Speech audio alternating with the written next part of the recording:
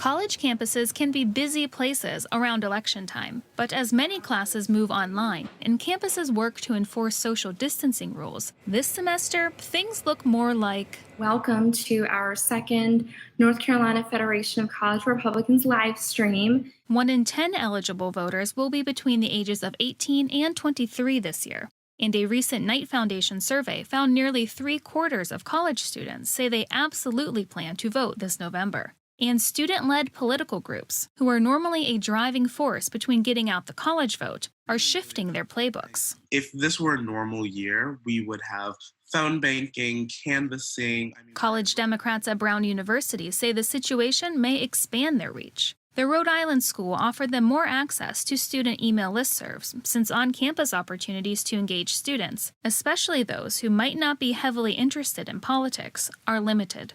The group sent out about 50 invites for a Zoom watch party during night 3 of the recent Democratic convention. And yet, I guess they spread the word to some of their friends, and we got 90 kids to show up. I was only anticipating maybe 25, 30 kids, if that had been in person. And it's not just the presidential election that students are working on.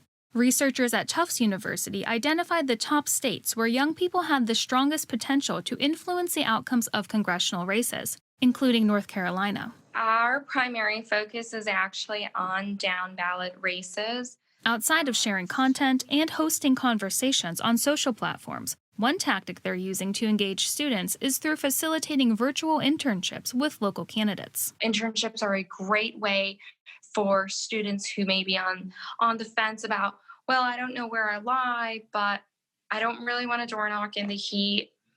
I'm not probably the best at phone banking, but I'm really good at data entry or creating a social media account for a candidate.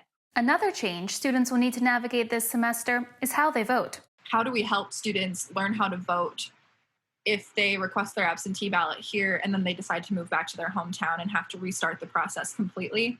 I think that's something that a lot of people at different campuses are really worried about, because those absentee ballot request forms and absentee ballots are not forwardable. Roughly half of students recently polled said they plan to vote by mail. Experts advise students to read up on their state's voting laws, update their voter registration, and create their own voting plan. Amy Morona, Newsy, Washington.